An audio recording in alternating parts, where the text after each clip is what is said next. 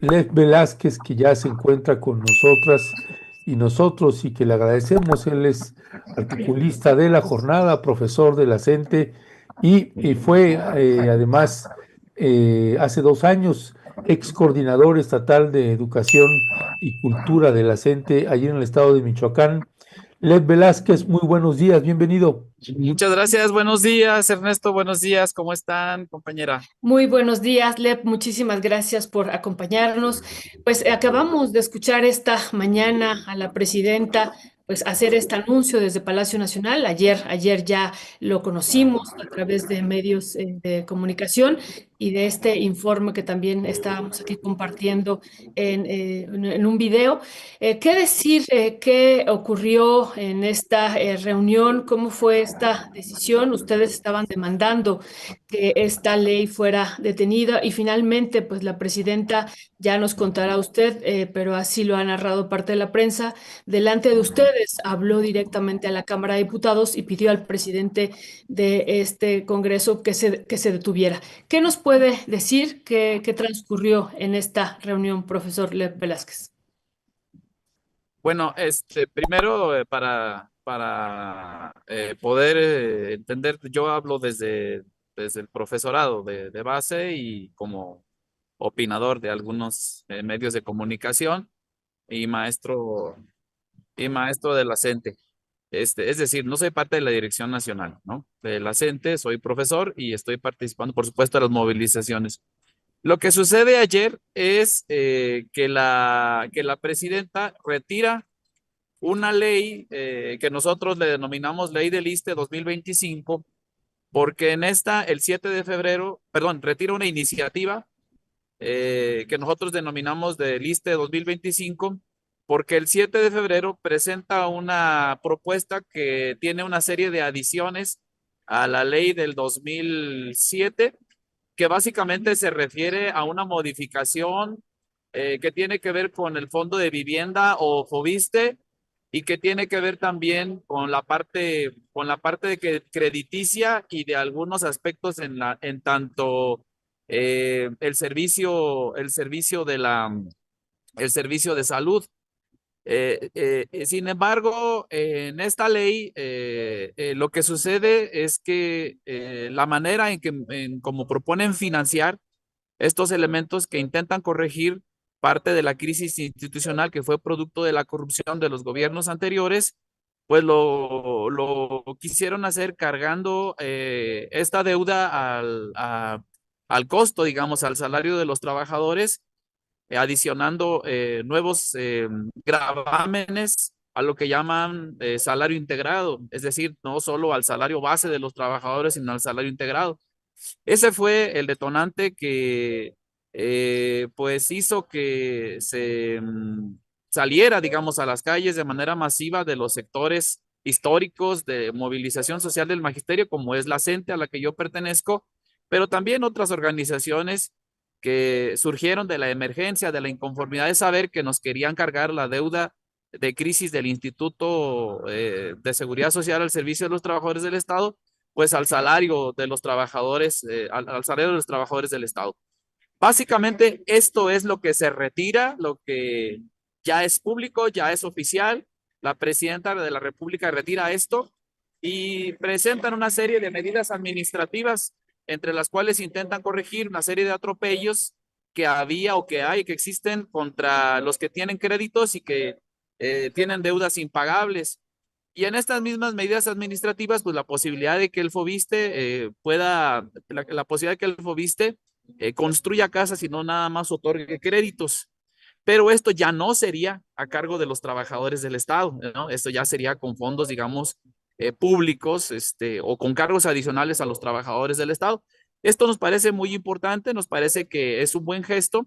Sin embargo, creo que hay un consenso generalizado dentro de los contingentes movilizados a nivel nacional que el problema real del fondo de pensiones o del sistema pensionario de los trabajadores del Estado no era la ley 2025, es la ley de 2007.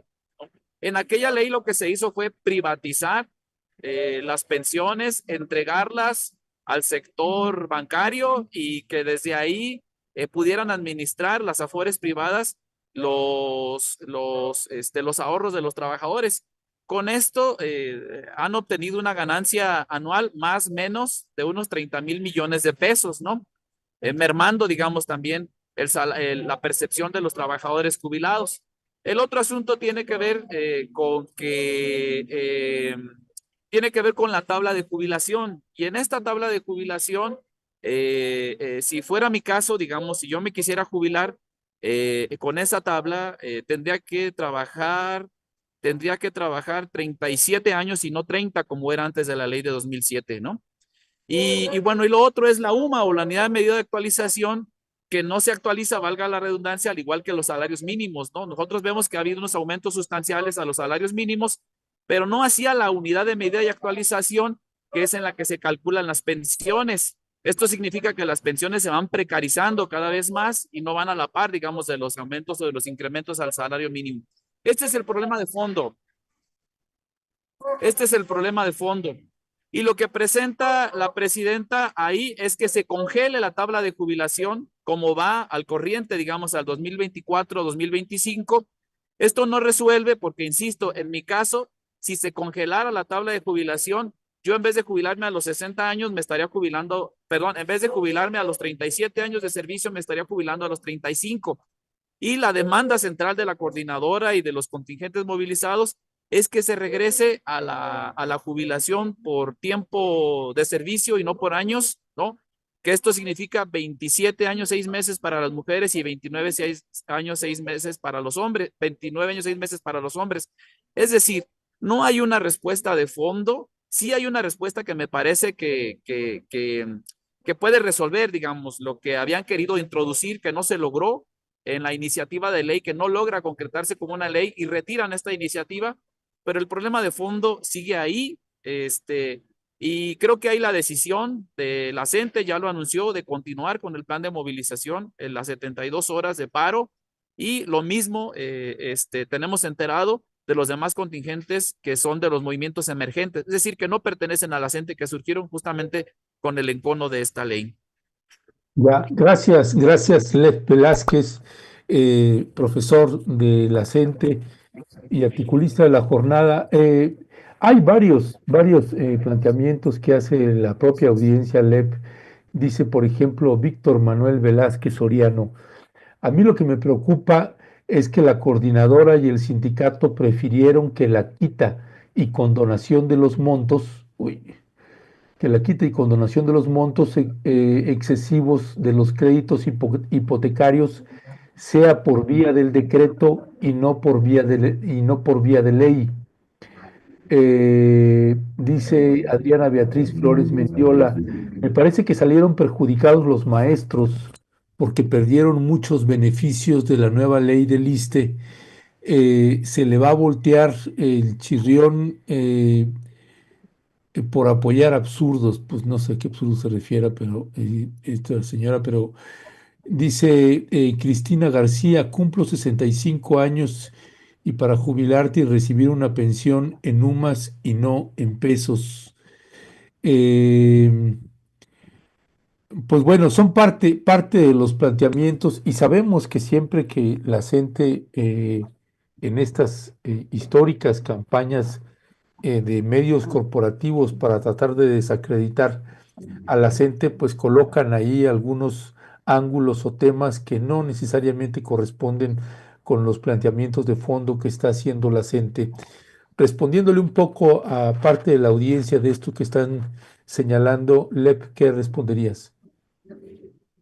Sí, miren, el problema cuando no se aceptó la ley 2025 no es que quisieran resarcir la crisis institucional, no es que quisieran resarcir los daños que causaron los gobiernos anteriores, saqueando, digamos, el fondo, el ISSSTE, por medio de actos de corrupción. No es que quisieran corregir justamente estos atropellos que hay en deudas impagables de los créditos del ISSSTE. El problema era que el problema era cómo querían fondear, digamos, estas medidas en la iniciativa de ley. Y esto lo querían hacer gravando a los trabajadores al servicio del Estado. Entonces creo que no perdemos, ¿no? O sea, creo que no perdemos. Ahora se retira la propuesta de que se graben con nuevos impuestos o con impuestos adicionales los salarios integrados de los trabajadores, y esto correría a cargo, por supuesto, del erario público, que como su nombre lo dice, es público y se fondea justamente con las contribuciones de todas y de todos, ¿no? Creo que no salimos perdiendo, por el contrario, en esta parte salimos ganando. Pero nosotros insistimos en que lo que se debe abrogar de manera completa es la ley del ISSSTE de 2007. Ahí está el problema del asunto. Lo decía Claudia Sheinbaum, lo decía el propio Fernández Noroña como presidente de la Cámara de Senadores. Lo que plantean los maestros se dificulta porque no existen fondos que puedan solventar esta situación de quitar la tabla ascendente de jubilación, de regresarlos a un sistema solidario de pensiones, es decir, desprivatizar el sistema pensionario para que lo vuelva a ser administrado por el Estado en beneficio común de las trabajadoras y los trabajadores. Pero nos parece que sí hay fondos económicos, ¿no? Tan es así que tan es así que como decíamos, hay una ganancia importante que están teniendo las afores privadas que oscila alrededor de los 30,000 millones de pesos anuales. Hay una serie de proyectos que podrían denominarse los megaproyectos que están pactados con los empresarios para la creación de vías férreas, la apertura de nuevas rutas de trenes, para la construcción de algunas carreteras, de teleféricos y para el fortalecimiento de los empresarios frente a la ofensiva arancelaria de Estados Unidos, ¿no? Entonces, nosotros creemos que si se dice un gobierno humanista, pues entonces, por principio de cuentas, los seres humanos deberían estar como prioridad y no el rescate, digamos, de los grandes empresarios o no las fortunas intocables de la oligarquía bancaria, que parece que es lo que detiene un poco al gobierno de la Cuarta Transformación en su segundo piso, ¿no? Muchísimas gracias, Velázquez, profesor, muchas gracias. Entonces, ustedes señalarían que la propuesta de fondo, o bueno, que no hay una propuesta de fondo, la propuesta de fondo de ustedes sigue siendo, lo vimos durante todo el sexenio también pasado, abrogar esta ley del 2007. ¿Es así? O sea, eso sería parte de Es la... así, Ok, y había es algunos, así. ajá, muchas gracias. Había algunos puntos que en otro momento ustedes nos señalaban de esta ley, digo, abrogarla todo, pero había algunos puntos que eran los más complicados y complejos para ustedes, si no los pudiera sintetizar de esta ley del 2007. Y lo otro, profesor, esta propuesta que ha hecho la presidenta, el último punto de construir una nueva propuesta alternativa escuela por escuela, ¿ustedes cómo la están valorando? Sí, bueno, miren, sintetizando las peticiones, las demandas históricas del magisterio en torno a la ley del ISSSTE, es que nos devuelvan, nos regresen al sistema solidario de pensiones. Es decir, que lo desprivaticen, ¿no? Que no queremos estar en las afores privadas, en las afores individuales. Este es uno. El otro es que reviertan la tabla de jubilación. Y aquí recordar, porque también tuvimos, me parece, alguna charla por esos días de la culminación del paro nacional, ya en los últimos semanas del presidente Andrés Manuel López Obrador, fue un compromiso del presidente revertir la tabla de jubilación. Entonces, hoy no se presenta una, una propuesta de revertir la tabla de jubilación, sino congelarla como va al 2025 2024-2025, es decir, a como quedó ahorita en los años ascendentes. Entonces, esa es otra propuesta, revertir la tabla de jubilación para que nos podamos jubilar como lo hacíamos antes, mujeres 27 años, 6 meses de servicio, hombres 29 años, 6 meses de servicio. Y el otro elemento que se adicionó ya en 2017, siendo presidente todavía Enrique Peña Nieto, fue la introducción o la imposición de la unidad de medida y actualización llamada UMA, ¿no? Que tiene un tope máximo de salario de percepción de las jubilaciones de 10 unidades, ¿no? Y que esta precariza por mucho las percepciones de los trabajadores en retiro. Entonces, otra vez, la propuesta es que nos regresen al cálculo de las pensiones a través de los salarios mínimos y no de la UMA. Entonces, me parece que estos tres elementos son fundamentales en las demandas que están teniendo los de la CENTE, que están teniendo también el magisterio emergente. Y lo que tiene que ver con la ley de USICAM, hubo una serie de foros que fueron una verdadera simulación. La presidenta Claudia Sheinbaum anunció desde sus primeros días de gobierno la eliminación de este sistema de carrera magisterial, que lo que hace es individualizar la relación contractual, ¿no? Es decir, no reconocer que somos parte de un sindicato. Lo que hace es precarizar la profesión docente, hacerla que se establezcan medidas individualistas de competencia y no el establecimiento de los derechos sociales de los trabajadores. Lo que hacen es colocar una zanahoria con muy pocos recursos para que no existan suficientes ascensos, para que no existan suficientes asignaciones de horas para el caso de los maestros de secundaria. Y entonces en los foros lo que hacen es presentar una propuesta de ejes de discusión que lo que dicen es, ¿cómo te gustaría que fuera ahora los puntos para el ascenso? ¿Cómo te gustaría que fueran ahora los mecanismos para la adquisición de nuevas horas en el caso de secundaria? Es decir, una propuesta que lo que apunta es a cambiarle de nombre a la ley del sistema de carrera para las maestras las maestras y los maestros y no eliminarla, como ya había dicho Claudia Sheinbaum. Creo que sería importante que en efecto, si va a haber foros y estos puedan transitar desde las bases, desde los maestros que están en las escuelas, los ejes no acotaran, digamos, la discusión, ¿no? Como se hizo en estos foros anteriores. Es decir, que no dijeran, a ver, solamente cámbiale el nombre a los puntajes. No, ¿cómo es que nosotros estamos pensando un sistema de derechos que sea verdaderamente justo y que atienda a lo que nos corresponde dentro de la legislación? En ese sentido, me parecería que puede transitarse una buena propuesta para los trabajadores de la educación. Gracias, Led Velázquez, también por además explicar el posicionamiento de manera tan clara. Led, para ir cerrando también la entrevista, ¿cuál es la impresión que ustedes tienen? No nos había tocado a nosotros, por lo menos no que yo recuerde, ver a una mandataria o mandatario, en este caso mandataria, pues que haya enviado una iniciativa al Congreso y después de estar en una reunión con ustedes haya decidido retirarla. ¿Cuál es el balance que tienen de estas reuniones que han tenido con la presidenta? Bueno, ahí creo que hay dos cosas. Una que es un buen gesto. Me parece que no hay antecedentes en que una movilización social haya logrado retirar una ley que tenga que ver con los derechos de los trabajadores o que tenga que ver con la educación. Creo que en este sentido es de reconocer, digamos, ¿no? Los alcances de la movilización, pero también la voluntad política de la presidenta para retirar esta ley, ¿no?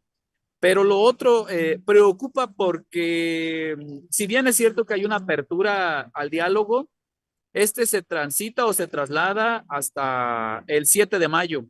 Y la experiencia que ya se ha tenido en las anteriores mesas con la presidenta, con los funcionarios de alto nivel y con incluso las más de 20 mesas, o sea, habla de 18, en realidad fueron más de 20 mesas con el presidente de la República, es que estas mesas de diálogo, si no son efectivas, si no hay acuerdos concretos, si no se construyen instrumentos legislativos que puedan devolver los derechos sociales a los trabajadores al servicio del Estado y en particular a los trabajadores de la educación, pueden convertirse en medidas dilatorias, es decir, medidas que esperen el enfriamiento del encono social, que puedan diluir, digamos, por algún desgaste la movilización social, y ahí es donde nos parece que debemos de tener mucho cuidado. Por eso es importante que los movimientos emergentes y el movimiento histórico de la coordinadora pues tenga una preparación, digamos, una planeación estratégica de lo que vamos a hacer de aquí por lo menos hasta el mes de mayo, ¿no? Que se viene el Día Internacional del Trabajo, la mesa con la presidenta Claudia el 7 de mayo, el 15 de mayo que seguramente se va a anunciar el aumento al salario de los trabajadores y muy posiblemente, como ya lo habían dicho desde el gobierno de la República, la nueva ley que va a sustituir el USICAM. Y si nosotros llegamos, los movimientos llegan no fortalecidos, digamos, a ese tiempo por algún desgaste que se pueda tener en estas semanas, en estos meses, creo que las negociaciones y las propuestas de la presidencia de la República pueden ser pues bastante desalentadoras. Muchísimas gracias, profesor Velázquez. Una pregunta sobre este punto que nos parece fundamental, que ustedes han estado cuestionando ya por muchos años, la privatización de las pensiones. Entregar, ¿no?, los recursos de los trabajadores al sector bancario y que el sector bancario y financiero, ¿no?, además hay que agregarle aquí, pues hagan uso también de estos recursos y que muchos de ellos a lo mejor nunca serán retribuidos y regresados a los trabajadores y bueno, y todo también el proceso especulativo que se usa con estos recursos de los trabajadores. Si pudiera, profesor, profundizar sobre este punto que nos parece medular, ¿no? O sea, esto que ustedes han demandado, que pues, regresemos al esquema anterior, un esquema social de las pensiones, sin la banca intermediando, porque uno de los intereses de ellos es pues el lucro. ¿Qué nos podría decir sobre este tema? Sí, además de lo que ya comenté, de las ganancias millonarias que tienen anualmente, hay quienes dicen de manera documentada que la oligarquía bancaria está administrando y financiera está administrando alrededor del 19% del Producto Interno Bruto del país.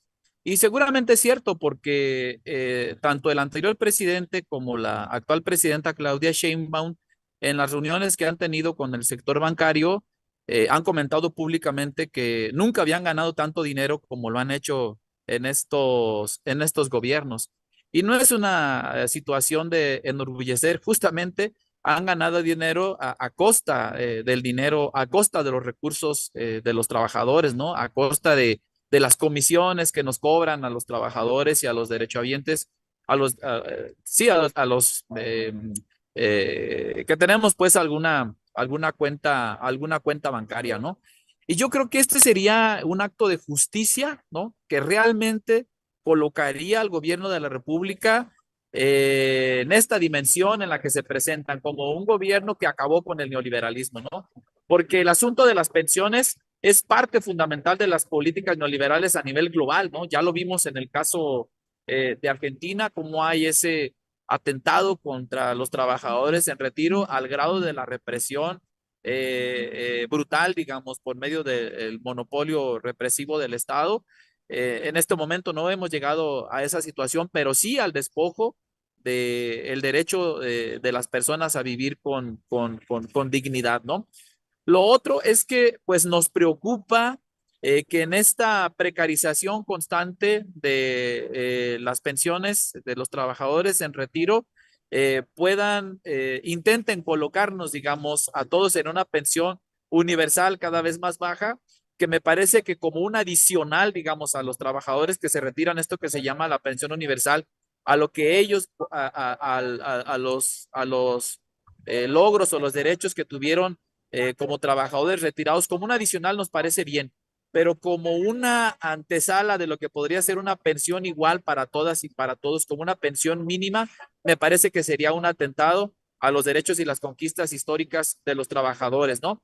Creo que la presidenta tiene en sus manos no solamente colocarse como una presidenta que ha sabido llevar la situación al haber retirado la ley del ISSSTE 2025, sino tiene todas las posibilidades de que en efecto se muestre como una verdadera mandataria que está luchando contra el neoliberalismo, que coloca al humanismo en el centro, si se deciden a retirar la ley de 2007 y hacer una modificación para que en efecto, como es lo lógico, yo creo que a todos nos parece de sentido común, que los recursos de ahorros de los trabajadores sean administrados de manera pública para colocar el interés público en el centro y no las ganancias de las oligarquías que, insisto, si han duplicado o triplicado sus fortunas ha sido justamente a costa de los recursos de los trabajadores. Y ahí otra cosa, ¿no? Miren, por ejemplo, nosotros decíamos, ¿por qué no fondear, ¿no? Algunas de las propuestas de la presidenta grabando las fortunas de los empresarios? Es decir, si han duplicado o triplicado sus fortunas, nos parece que en esta idea de la prosperidad compartida, es a ellos a quienes deberían grabar, ¿no? Con más impuestos, como se ha hecho la propuesta a nivel global, y no a los trabajadores, que no incrementamos sustancialmente nuestras percepciones.